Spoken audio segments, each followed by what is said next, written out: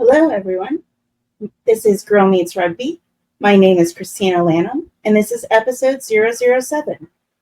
So you saw a new intro for me today. It's still a work in progress, so you will probably see things evolve with that intro and outro video over the next few weeks. I am really excited about it, trying to get my branding on point and really identify how I want the look and feel of Girl Meets Rugby to be.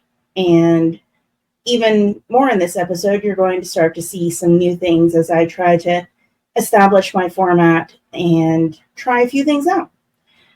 I once again am trying to burn the candle at both ends, and here we are on a Thursday evening trying to record what I intended to do back on Tuesday. But I'm going to blame work once again for being quite insane, and this is the first opportunity I've had to sit down and actually record things. So we're going to make it work. Things might be a little bit shorter today on an episode. I'm not going to lie. With the work project things I've had going on, trying to sit and watch all the games has been a real challenge for me. But I'm going to do my best to kind of give you a recap. But we're going to do things in a slightly different format. So we're going to look at newsworthy things within the world of rugby. We're going to look at the WER and recap Week 1 for them. And then we are going to look at MLR Week 6. So that's kind of the idea of what we're going to talk about. And with that, let's jump over into the news.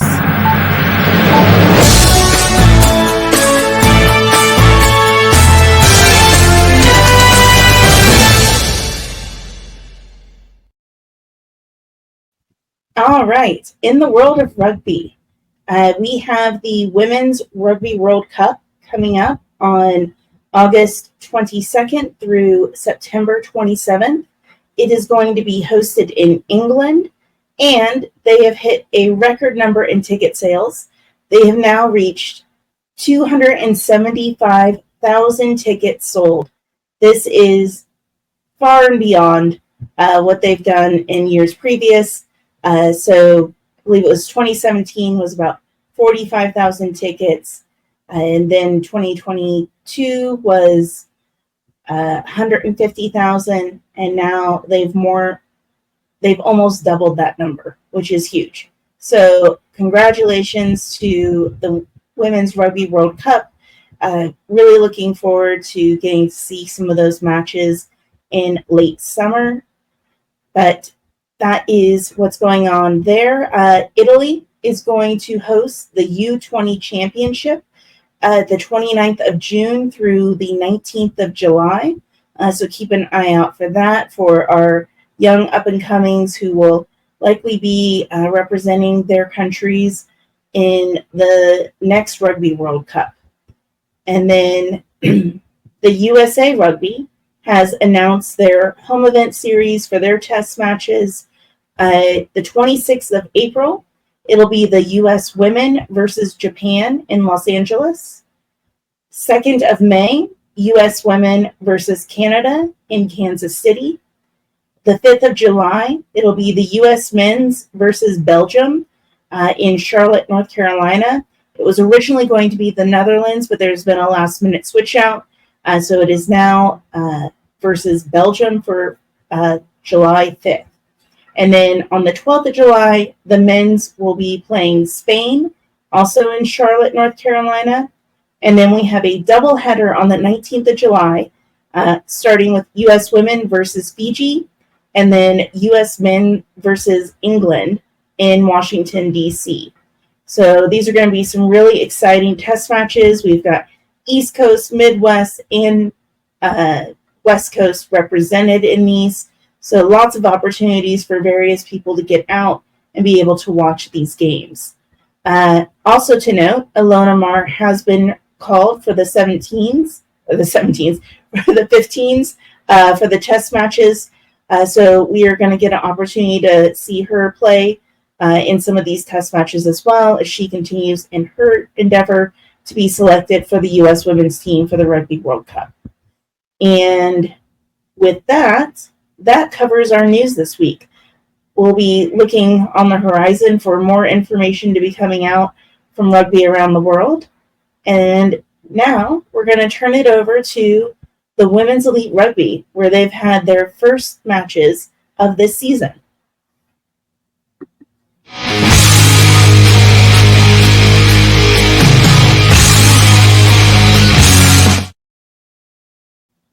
So, as I said, Women's Elite Rugby had their opening games this past weekend.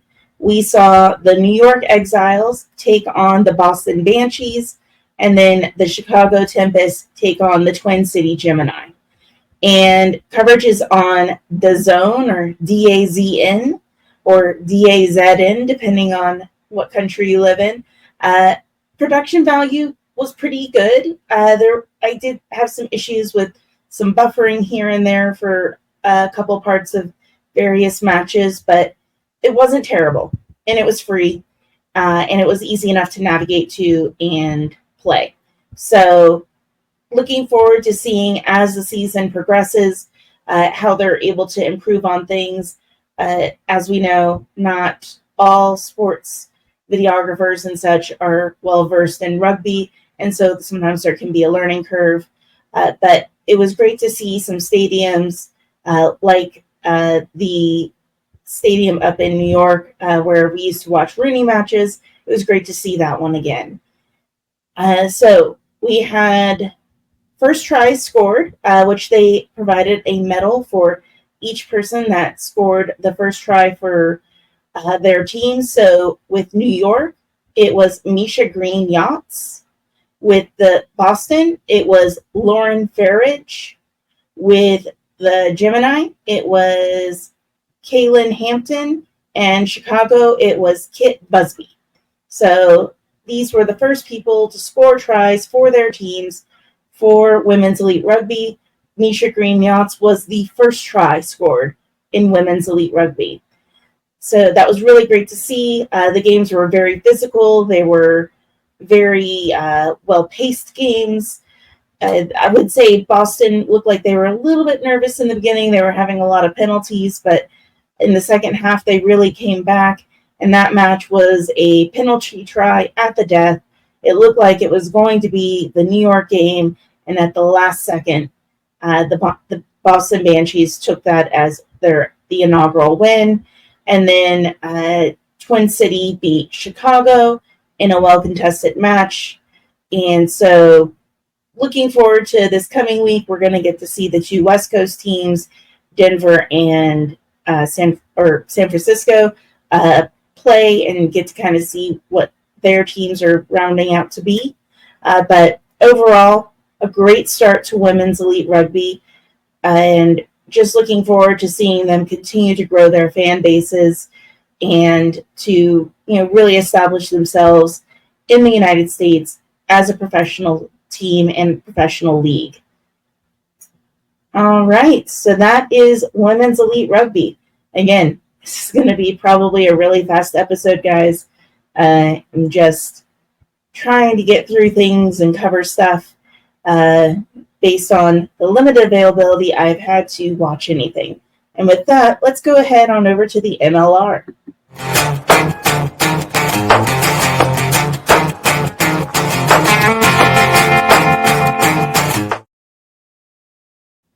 Okay, Major League Rugby. It is week 6 that is just completed, and we had a couple of great milestones. Connor Buckley earned his 50 caps over at Old Glory, DC. And then Emmanuel Albert with the Sabercats earned 50 caps. And he is the first draftee pick in the MLR to reach 50 caps, and he has done all 50 of them with the Houston Sabercats. So that's quite an achievement. Congratulations to both men on their achievement in rugby and being able to play professionally in the sport that they love. Then let's go ahead and talk a little bit about the matches. Again, I don't have my normal level of detail this week, but we kicked off things with Old Glory DC playing the New England Free Jacks. It was the Red, White, and Blue Bowl. which I have to say visually looked really good. I did like seeing DC in their blue, and then the Free Jacks in their primary red jerseys. It definitely made you feel a little patriotic.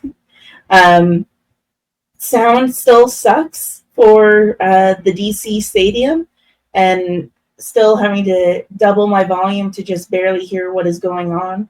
So really hoping that they will somehow figure that out this season. But the sound at the matches held in DC are just not good. DC was definitely the stronger team. New England continues to struggle. I'm not sure what needs to change on the Free Jack side. I don't know with their coach, how they're approaching things going into games.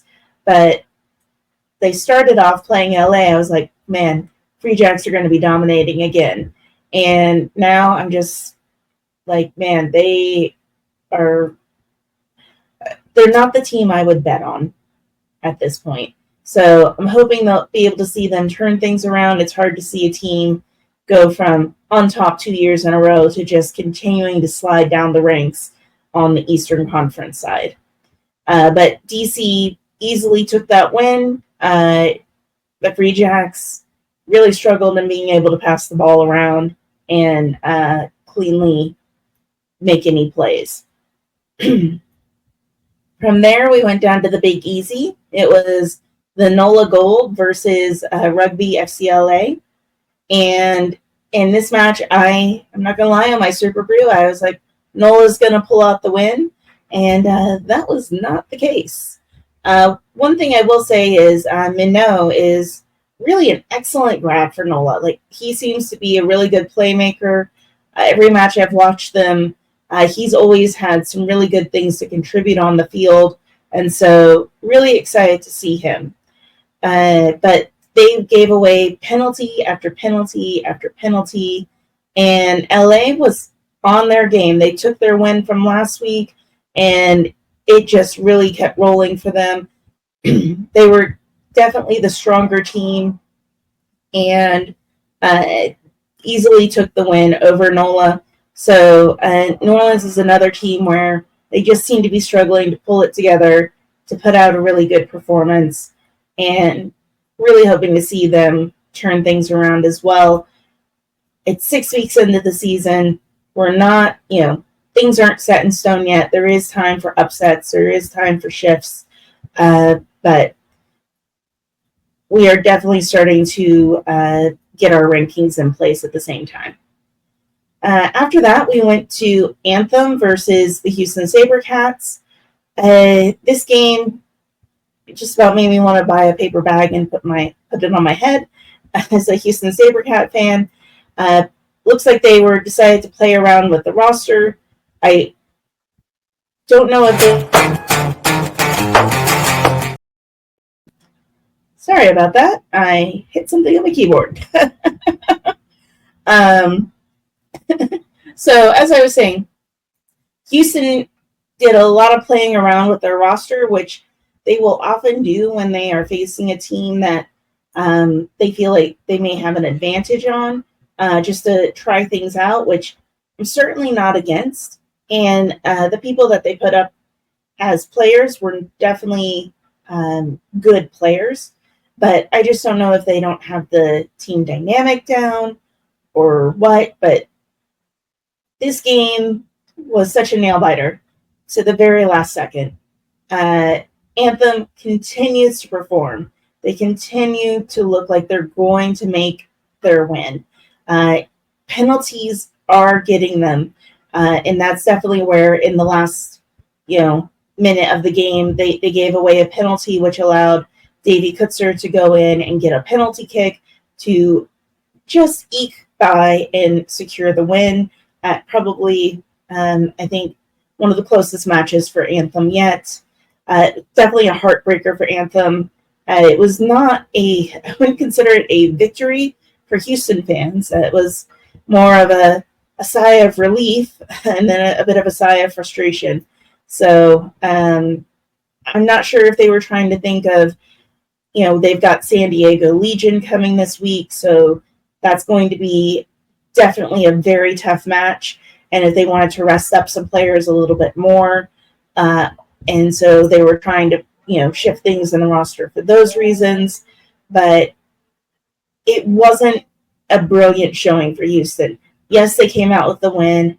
Yeah, they got a bonus point, but it was still like, it just wasn't a brilliant performance for them. Let's put it that way. Anthem continues to rise. I really think they're on the verge of getting a win. I had commented on a post somewhere on social media that they remind me very much of a 2023 Dallas Jackals, where they were trying so hard to get their first win in their second season, and they came so close game after game after game. There was draws, and then finally, really by a bad decision on the Toronto Arrows to not go for a penalty kick, but they got their win, and after that, things started to click for them. But getting that first win when you've been winless for a season plus, it's just a monkey on your back. And so I know they're anxious to go through and get that first win and just say, okay, that's done and dusted, and be able to move forward. And so it's coming, guys. I know it. I'm glad you didn't beat Houston because they're my team, but you really deserve the win. I'm not going to lie. You probably deserve that one. So, yeah. So that was that game. And then we had Seattle versus Utah. And Utah continues to perform well. I have not seen this whole game yet, so I can't speak to it much. But Seattle took another loss. And they're another team where it's like things just don't seem to be clicking. They just don't seem to have the momentum they've had in years past. And Seattle has lowered themselves all the way to the bottom of the Western Conference at this point. And so, I mean, they don't have anywhere to go but up. So there's that. But I don't know. I don't know what it's going to take for them to get there. But they, Utah is definitely maintaining rhythm. They've got 5 matches in now with the 6 weeks, and they're continuing to perform strong with just the loss to Houston. So it looks like this Utah team has some staying power, but we'll have to see as the weeks progress. There's one thing you could count on just about was Utah and the Toronto Arrows having a massive amount of people on the injured list. And now Toronto is no more, so there's just Utah. And so hopefully they're going to be able to keep their guys healthy, or they've got the bench depth necessary to maintain their performance through the rest of the season. But they are definitely looking good right now. And then we wrap things up with San Diego versus Miami. And first half of the game, I mean, it was definitely all San Diego. Miami looked like they were going to come out and try, but I think San Diego had 3 tries just about at the half already, and Miami had 1. So Miami continues to slip in performance. San Diego continues to persevere and remains the only team undefeated in the league, which is a hard place to be, not going to lie. Is, when you get all straight A's, you can't bear to get that B. And so will Houston this week be the team that unseats them as we did in 2023? Or will they take the win and continue their path towards a dominant season? Now, teams that have dominant seasons don't normally do very well in playoffs, at least historically. They have not. So just because you dominate all season doesn't mean the championship is definitely yours for the taking. And with that, I kind of built out what I think are going to be the end of season predictions based on performances I have seen thus far. And so let me bring that up. So in the East, right now I think Chicago is going to be in the lead. And then after that, Old Glory DC, who's definitely been performing better than I think they have in years past. I believe the NOLA Gold will get things together, though I feel like, NOLA Gold, Miami Sharks could be a toss-up. We'll have to see how that plays out. Miami's had a string of losses, and it's going to have to see how they respond to that. And then I've got the New England Free Jacks sitting in the 5th spot, and just because they haven't been pulling it really together at this point. They did get their win for St. Patrick's Day, but barely. And then Anthem will be at the bottom of the East, but will be continuing to improve as they have been. On the West, I see San Diego coming out on top. Right now, their performances, their playing style, they just seem to be really all together. And then I think behind them is going to be Utah. They've been playing well. They need to watch their penalty count and some other reckless behavior, but they've been playing well, and if they continue this pace, I see them easily holding the second seed slot, and then followed by the Houston SaberCats, which pains me to say because, again, it's my favorite team, but right now, just the performances they've been giving, even though they've made wins, they haven't been necessarily super convincing wins, so unless their play improves some, I don't see them finishing higher than 3rd in the West, followed by LA, and then Seattle at the bottom. Now, we're 6 weeks in. Who knows? I could be completely wrong, but that's at least where I feel things are sitting based on performances I'm seeing right now. And with that, I've kind of reached the end of everything I had to say. Again, it's been a whirlwind of a week. Trying to get some things together. Would love some feedback on the segments. What's in the news, the Women's Elite Rugby, Major League Rugby, some of the media that I've got set up. If those look good, would definitely appreciate any feedback on that. And I'm hoping to have some better things to report over the next few weeks. We definitely have more matches and such. Looks like the work project has been given a couple extra weeks, so I've got a little less pressure now to fill all my hours in my off time trying to get that project done for work. So really hoping to dedicate some time back into something I love, which is rugby. And with that, we're going to call it a night, guys. Again, quick episode. Hope that you learned something. Hope it was helpful.